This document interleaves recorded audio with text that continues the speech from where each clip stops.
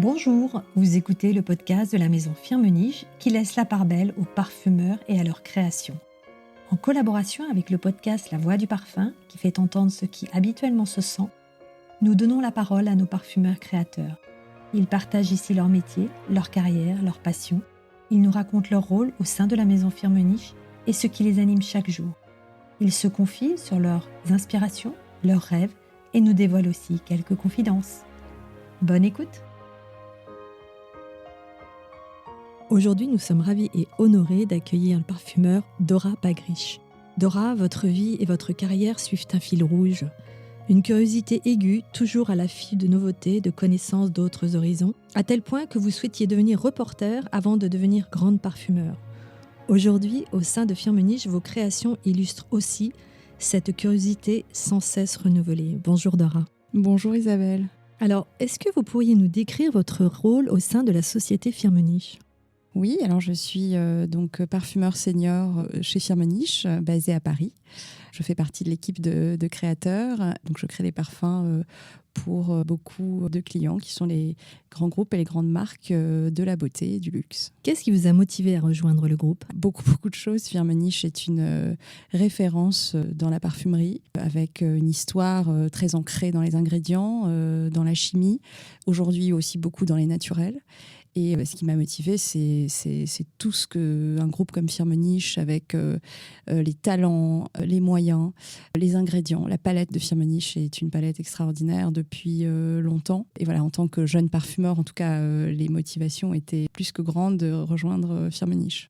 Depuis que vous y êtes au sein de ce groupe Firmenich, qu'est-ce que vous avez appris en travaillant en équipe, face aux briefs ? J'ai appris énormément de choses. J'ai appris à répondre justement à un brief, à lire un brief, à le lire de la bonne façon, avec les bons angles.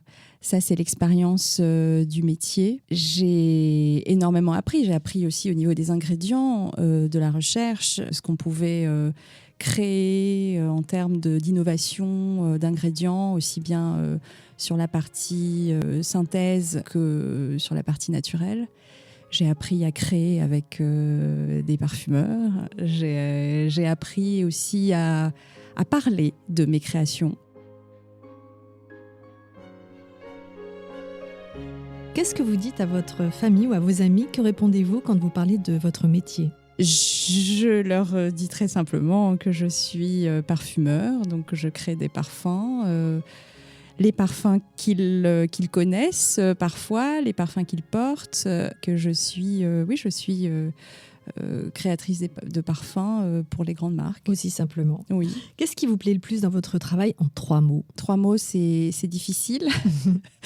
L'appel à l'imaginaire, à l'imagination, la liberté, quelque chose auquel je suis très très attachée.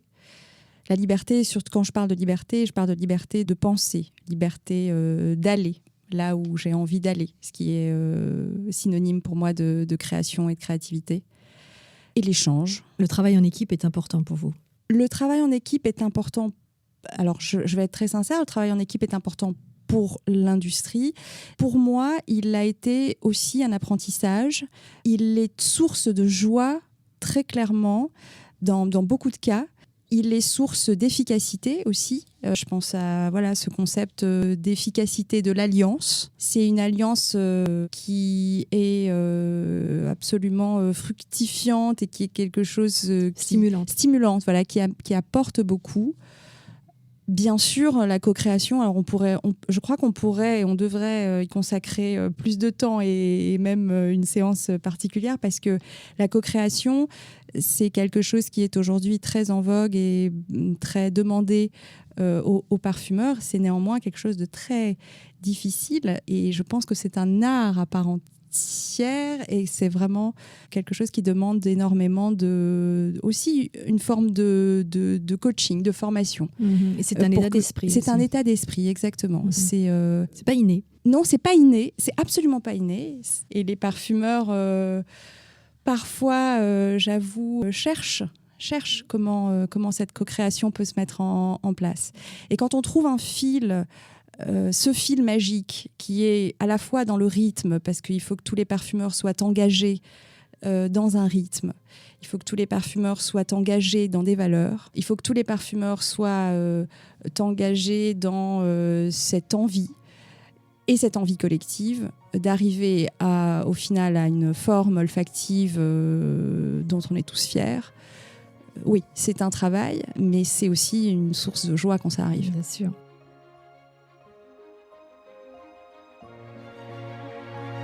Dans un autre domaine, quel est le plus grand risque que vous ayez pris dans votre carrière, si tant est qu'il y en ait eu un? Je ne sais pas si je peux parler de grands risques que j'ai pris dans ma carrière. J'ai pris des risques dans ma vie personnelle, beaucoup, finalement, quand j'y pense. Ma vie perso a été une vie un peu de choix déterminant et un peu risqué. Mais ma vie professionnelle, j'avoue, a été chanceuse. Et j'ai fait des choix, mais je ne sais pas si je peux parler de risques au point de mettre le doigt dessus. J'ai fait des choix plutôt. Qu'est-ce qui vous donne envie de vous lever le matin? La création, créer de nouvelles choses. Ce qui me donne envie de me lever, et même parfois avec une énergie incroyable alors que je suis une grande dormeuse, c'est un nouvel accord. C'est une nouvelle forme, quelque chose que j'ai envie d'essayer. C'est Comment vraiment... vient l'idée alors? La nuit? Alors, comment vient l'idée? C'est une bonne question. Elle peut venir à tout moment, en ce qui me concerne, pas forcément la nuit. Elle vient aussi en voyant un objet. Alors, j'ai toujours quelque chose sur moi pour écrire.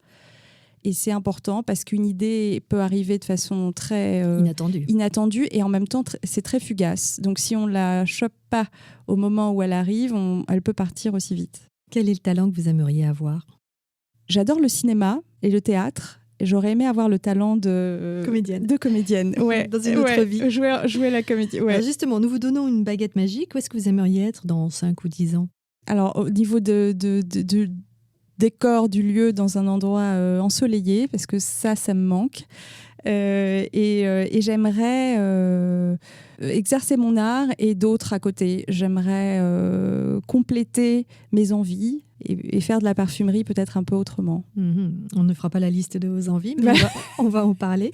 Faire la parfumerie autrement m'amène à cette autre question. Quel serait votre parfum idéal? C'est une question difficile. Je n'ai pas de parfum idéal. Honnêtement, l'idéal, c'est un parfum qui ressemble à la vision que j'en avais au départ, à l'endroit où je voulais l'amener. Et voilà, et je le laisse là. Et pour moi, c'est ça l'idéal.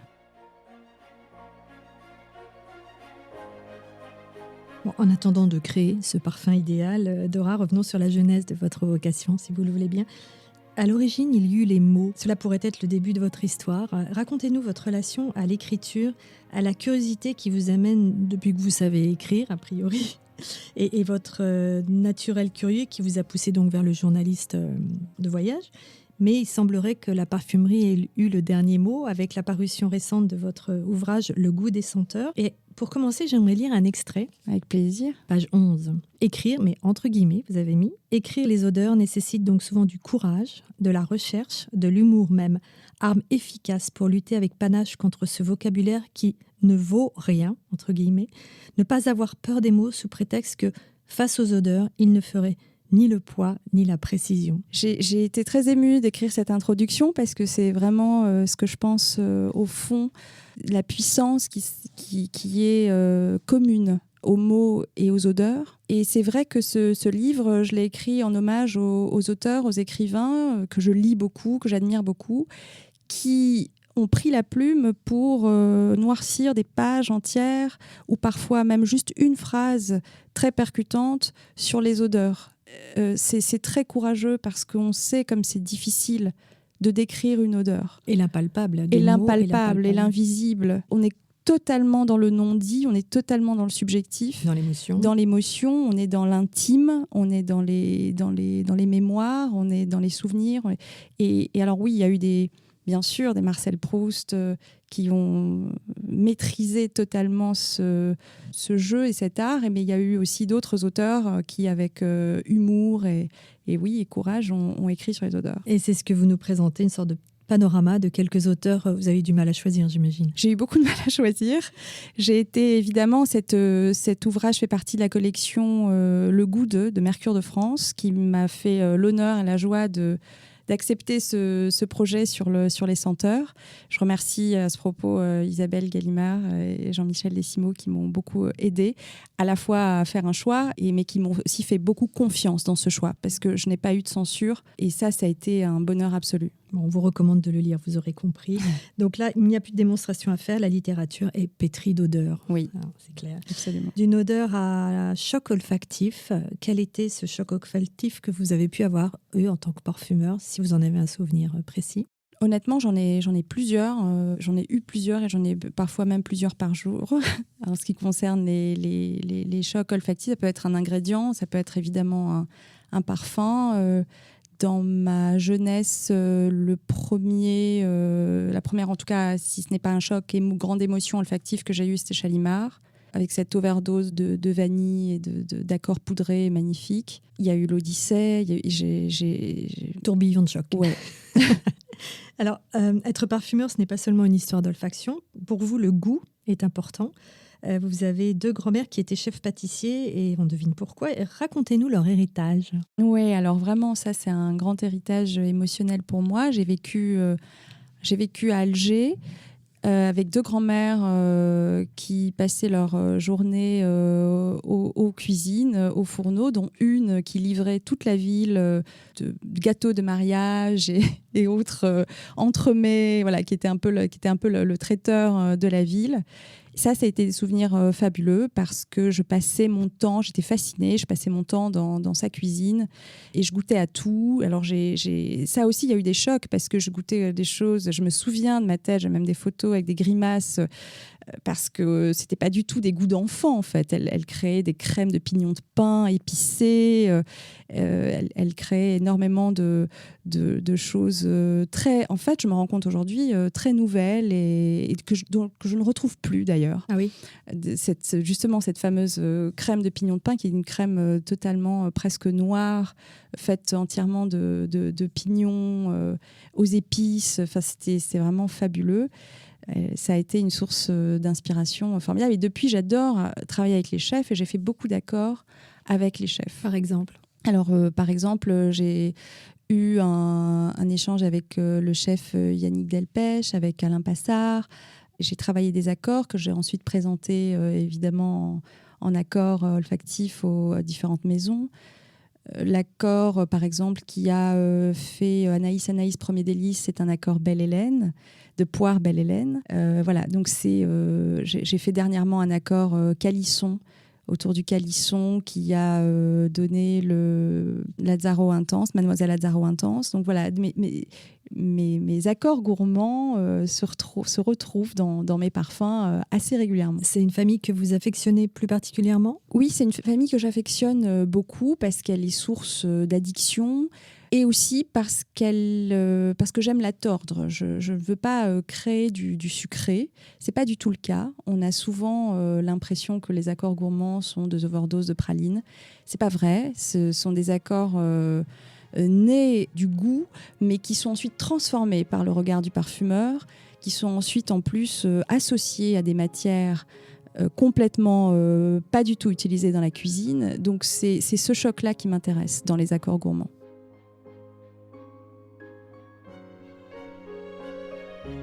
Vous venez de citer les matières premières. Qu'est-ce que vous avez découvert à propos de vos sens, tout en découvrant pas à pas chacune des matières premières, l'odorat, le goût, et depuis, comment ces sens ont-ils évolué? Alors c'est vrai qu'ils évoluent, c'est vrai qu'ils se travaillent, et heureusement qu'ils évoluent, qu'on ne reste pas dans un acquis. Les sens évoluent aussi avec notre vie, je crois. La vie personnelle et la création ne sont pas dissociées. Elles vont ensemble. Alors, comme j'évolue dans ma vie de femme, j'évolue dans la façon dont je crée. Je suis persuadée de ça. Quelle est la dernière création dans laquelle cette alchimie goût, gourmandise et olfaction sont palpables? Alors, il y a une création qui va bientôt sortir d'une grande maison. Je ne peux pas encore la citer, malheureusement, mais voilà, elle est palpable, associée à une matière qui n'est absolument pas utilisée dans le monde de la cuisine. Encore une fois, c'est ça qui m'intéresse. De repousser les limites. Exactement. Est-ce que le fait d'avoir eu comme maître Harry Frémont y est pour quelque chose dans cette volonté de repousser les limites, de tordre, comme vous l'avez joliment dit tout à l'heure, ce qui existait Alors, déjà. merci d'évoquer cette relation avec Harry, parce que oui, ça a été un mentor absolument incroyable pour moi et très important. Harry a été mon premier mentor dans la parfumerie fine.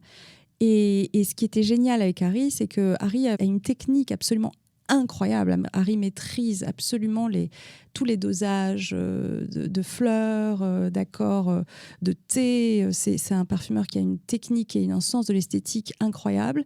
Et moi, je suis arrivée au départ, parce que j'étais élève parfumeur, avec des dosages complètement incongrus qui le choquaient presque. Mais justement, comme c'est un grand créateur, un grand parfumeur, il dépassait ce choc-là, et il n'a pas voulu me faire rentrer dans ses propres grilles, mais on a justement co-créé ensemble. Et l'échange avec Harry a été absolument révélateur pour moi, et je lui dois beaucoup dans ma façon de créer justement les accords floraux, notamment parce que c'est un féru de fleurs et de botanique. Il vit aujourd'hui en Californie, dans une nature incroyable. Il a beaucoup façonné mon regard sur les naturels, et il a respecté aussi ma façon de créer, avec parfois plus d'overdose, plus j'allais dire, de bizarre. Voilà. J'étais en train de me dire, vous êtes en train de qualifier votre signature. Alors, bizarre, c'est vous qui utilisez le mot. Quel est le parfum parmi vos créations, récentes ou pas, qui illustre bien cette bizarrerie dont vous venez de parler? Oui, alors c'est vrai que c'est un mot qui peut paraître... Alors, c'est pas du tout péjoratif quand je dis bizarre, c'est que je cherche... C'est vrai que je cherche un peu l'étrange. Je cherche, par exemple, je vais sortir un parfum autour du pain, de l'odeur de pain. Païenne, voilà, très prochainement pour la marque Issey Miyake. Et voilà, et cet accord de pain, je l'ai beaucoup tordu avec justement des accords plus lactés. Et si vous voulez, il y a aussi une autre création à laquelle je pense dans le bizarre entre guillemets, c'est Glossier, avec cette ambrette aussi, qui est une matière justement très étrange pour certains, qui est très impalpable. L'ambrette, ça sent un peu l'iris, mais ça sent un petit peu aussi un peu l'angélique, c'est un peu amer et à la fois doux. Et c'est une matière qui n'est pas très facile d'accès, qui n'est pas très directe. Et pourtant, j'ai voulu justement la rendre populaire et rendre cette étrangeté de cette matière accessible, et que finalement, on voit une facette différente.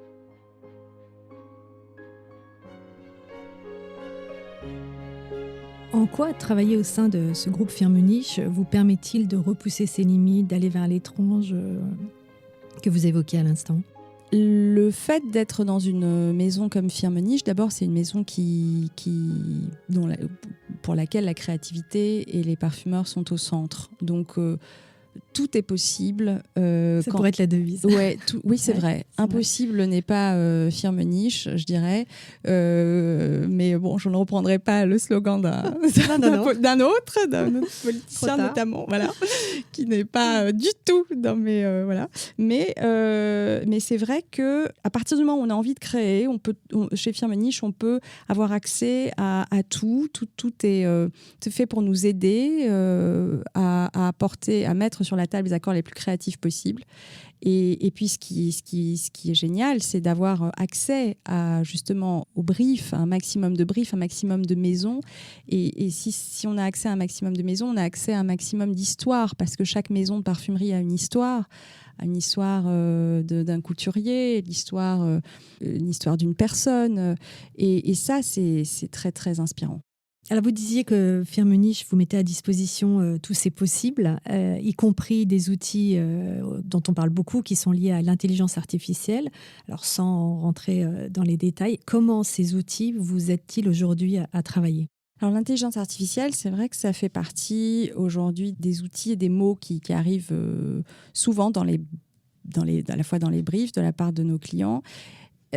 Moi, je crois que c'est très intéressant de travailler avec l'intelligence artificielle. Je me sens absolument pas menacée ni gênée par le sujet. Je pense qu'il y a une façon d'utiliser justement des données qui sont là, que nous avons, des données ou à la fois ingrédientaires ou de recueil d'émotions vis-à-vis des consommateurs, etc.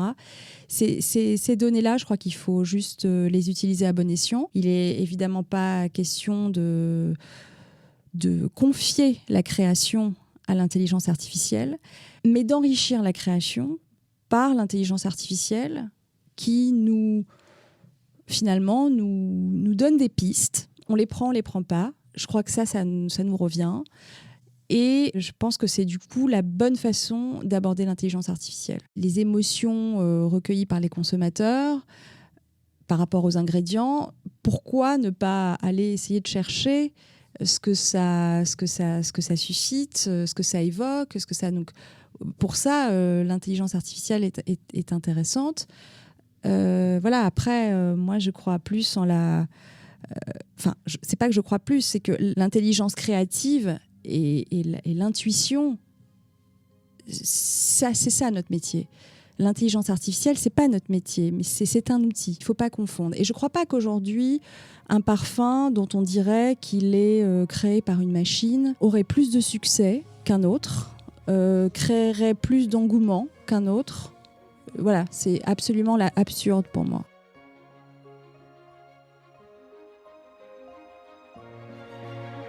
Alors, vous avez évoqué à l'instant les ingrédients, et là, ça nous met dans l'actualité, en l'occurrence une parfumerie responsable à laquelle Firmenich tient énormément. Donc, vous, en interne, vous êtes sensibilisé, vous êtes impliqué dans cette parfumerie responsable. Est-ce que c'est aussi une autre manière de travailler récente ou... Oui, la parfumerie responsable, alors pour le coup, je crois que ça touche à peu près tous les métiers, tout le monde, de toute façon. Toute la chaîne. Toute la chaîne. C'est très important aujourd'hui pour nous, chez Firmenich. C'est très important d'aller à la source de nos ingrédients, de revenir, de tout remettre à plat, afin d'être sûr que tous nos ingrédients, à la fois de synthèse et à la fois naturels, font partie d'une filière responsable. On a créé beaucoup d'outils pour nous permettre de mesurer cette éco-responsabilité de nos formules. C'est très important. Aujourd'hui, c'est vrai que ça devient un réflexe. Quand on a à peu près terminé une formule, ou même quand on est en cours de création, qu'on est à peu près content de la forme olfactive, parce que c'est ça le principal au départ, évidemment. Mais là, on commence à aller checker, savoir si, au niveau de l'éco-responsabilité, c'est viable. Si ce n'est pas viable, franchement, aujourd'hui, on abandonne. On se remet en question. On revient, on remanipule, on essaie de trouver des solutions. Ça, c'est une grande énergie, mais une énergie qu'on a tous, parce qu'on est tous convaincus que l'écologie et l'éco-responsabilité est une valeur clé aujourd'hui, si on veut continuer à vivre, survivre et à créer. Donc, on a aujourd'hui une palette, par exemple, de musc 100% biodégradable. On a aujourd'hui un coup près dans la recherche synthétique qui est la biodégradabilité. C'est aujourd'hui impossible d'entrer dans la palette pour un ingrédient synthétique si ce n'est pas 100% biodégradable. On a des outils de chimie verte, on a des outils de mesure de la responsabilité sociale. Ça, c'est très important. Et on a un outil qui s'appelle l'EcoScent Compass qu'on utilise beaucoup pour mesurer l'éco-responsabilité de nos formules. Et ça, c'est important aussi bien pour nous que pour nos clients. Voilà, un outil supplémentaire pour travailler dans ce sens. Oui, c'est un outil très puissant. Firmenich a été un des premiers assez pionniers dans ça. C'est vraiment très puissant parce que ça mesure tous les aspects de l'éco-responsabilité, pas seulement au niveau de la biodégradabilité, mais aussi de l'empreinte carbone, de l'empreinte sociale, de l'empreinte de l'eau, etc. Donc, c'est très détaillé. Et ça, pour moi, c'est vraiment une prouesse incroyable. Et une grande chance. Ouais. Pour revenir à des considérations d'ingrédients plus accessibles, on m'a dit que vous, sur votre balcon, vous cultiviez l'osmanthus, le géranium, l'iris, le muguet, la bergamote, le chèvrefeuille. Ouais, alors franchement, je suis pas du tout paysagiste. C'est un peu romancé.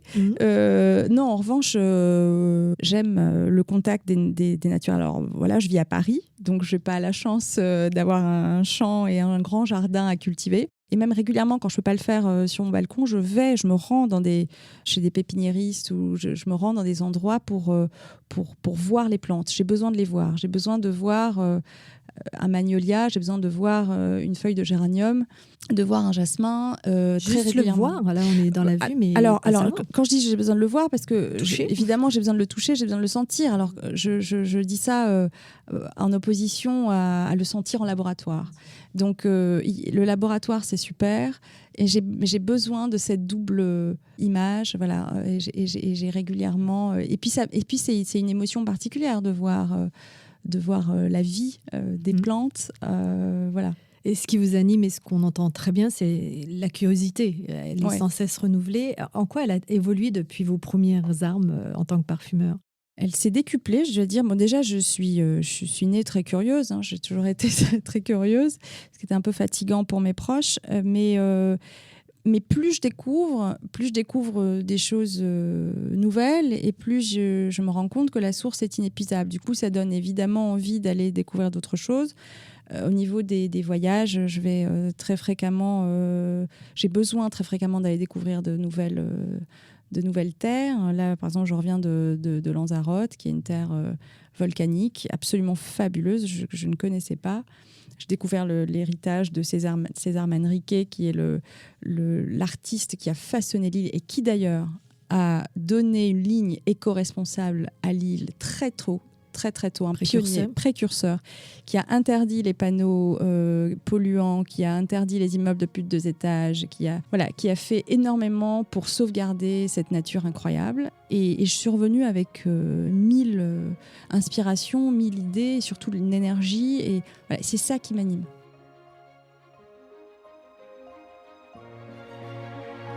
Là, vous avez évoqué votre source d'inspiration que sont les voyages.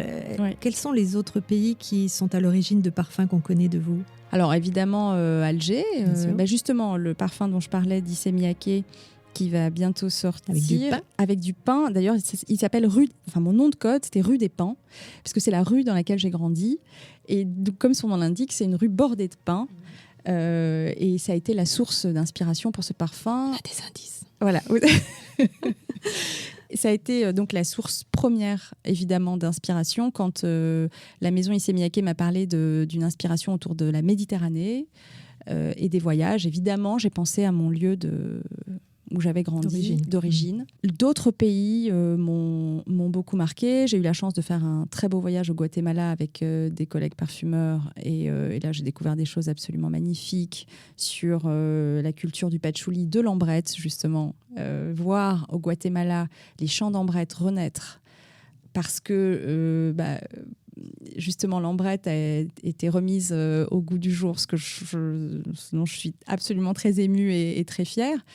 C'était fabuleux. Ça a donné quel parfum, par exemple ? Glossier. Glossier a été créé autour de l'ambrette, qui était une matière totalement assez oubliée, franchement, un peu vintage, un peu désuète. Et depuis, je suis absolument ravie et très émue de voir cette matière revenir en force dans les créations de la parfumerie aujourd'hui. Et ça, je crois que ça fait vraiment partie des choses qui vont rester quand j'aurai 80 ans, j'espère. Non, c'est vrai, de remettre comme ça des matières, de les faire revivre, et puis aller voir des champs concrètement et des producteurs et des cultivateurs qui font renaître cette matière, cette fleur, c'est magnifique. Dont Firmenich est partenaire. Dont Firmenich est partenaire, absolument, avec la société Nelixia, qui fait un travail fabuleux au Guatemala avec nous.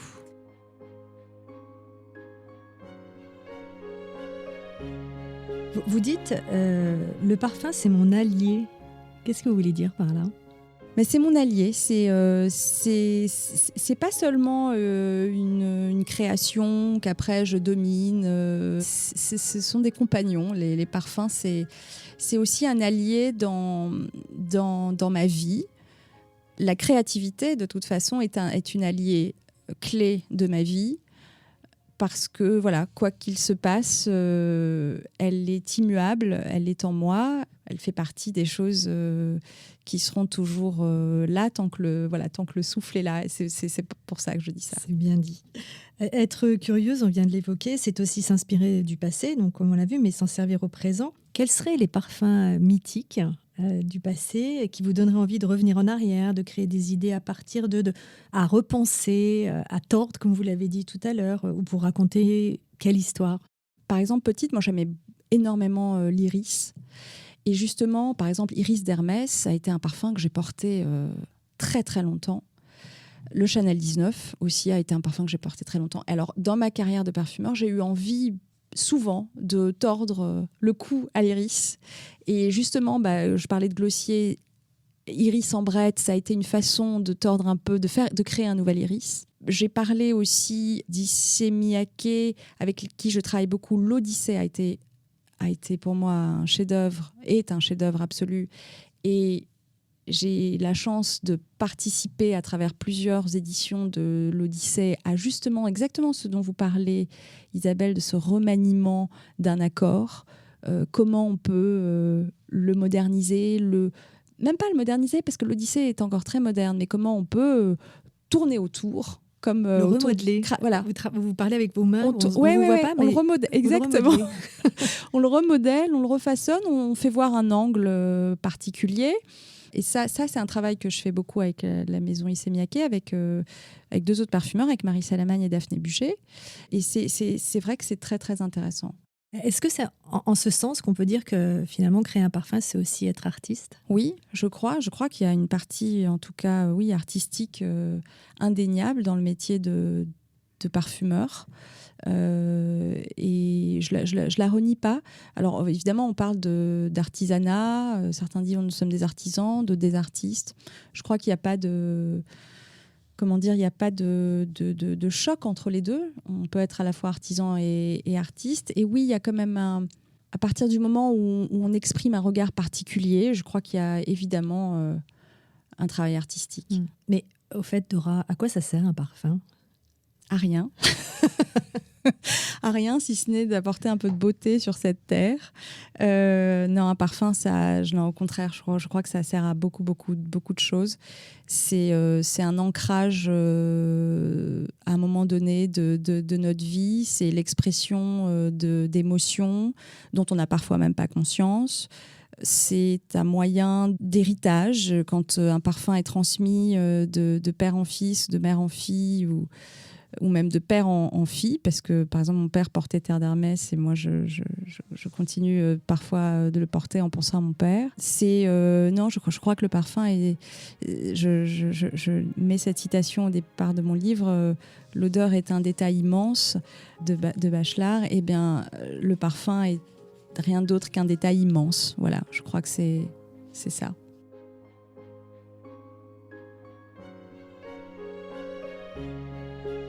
Et pour finir, quelque chose que nous ne savons pas à votre sujet. Ah. Pratiquement tout. Formidable. Non, oui, bien sûr qu'il y a beaucoup de choses. Alors l'écriture est quelque chose qu'on ne savait pas à mon sujet, justement. Et je l'ai dévoilé lors de lancement. C'était difficile. C'est une sorte de mise à nu, l'écriture. Oui, vous livrez beaucoup, là. C'était difficile, oui, parce que, évidemment, ce n'est pas, je ne suis pas entraînée, ce n'est pas mon métier, mais c'était absolument jubilatoire. J'avais la sensation que ça allait être jubilatoire, évidemment, en plus d'être difficile, mais j'ai eu la confirmation que c'était extrêmement jubilatoire. Quel est l'auteur, pour finir, parmi lesquels vous avez été inspiré, qui vous touche le plus et on sent cette jubilation quand vous en parlez? Alors, franchement, tous ceux qui sont dans le recueil m'ont énormément touchée. J'ai déjà fait un tri parmi tant d'autres. Peut-être Joseph Pontus est un auteur que peu de gens connaissent, qui est malheureusement décédé très jeune, il y a quelques années, d'un cancer, et qui a laissé un livre qui s'appelle « À la ligne », que j'ai mis dans le livre parce qu'il décrit les odeurs d'usine. En fait, il décrit sa vie à l'usine, parce qu'il a un temps donné travaillé à l'usine. Et j'étais très, très sensible par cette description d'un état social, d'un malaise social à travers l'odeur. Et voilà, et ça m'a énormément touchée. Et d'ailleurs, il y a aussi John Fant qui a écrit sur les odeurs de poissons, d'usines. Et ça me touche énormément. Ces récits d'une difficulté ou d'un état social dur, d'une dureté de la vie qu'on a appréhendé à travers les odeurs. Parce qu'on parle beaucoup d'odeurs très romancées, de romantisme, de beauté, etc. Ce n'est pas que ça. Mais ce n'est pas que ça. Et les odeurs et les parfums jouent un rôle aussi essentiel dans un ancrage social. Et ça me touche beaucoup, beaucoup. Je prends une citation pour terminer, comme on avait commencé. « À ces impudiques qui nomment, désignent, décrivent, suggèrent, détaillent ou bien encore subliment les senteurs, j'adresse ma plus grande gratitude. » À qui vous vous adressez ? Aux auteurs. Je m'adresse aux auteurs, mais je m'adresse sans doute aussi aux parfumeurs. Et le mot gratitude est un mot qui me tenait à cœur. Et j'étais contente de terminer l'introduction par ce mot. Parce que j'ai une gratitude immense de faire ce métier, de côtoyer des gens qui m'inspirent tous les jours, d'être dans une maison de parfumerie qui me fait confiance et qui me donne les moyens. Et ça, voilà, c'est important de le dire, la gratitude. Merci beaucoup, Dora. Merci. Longue vie à vos créations. Merci, Isabelle. Merci beaucoup.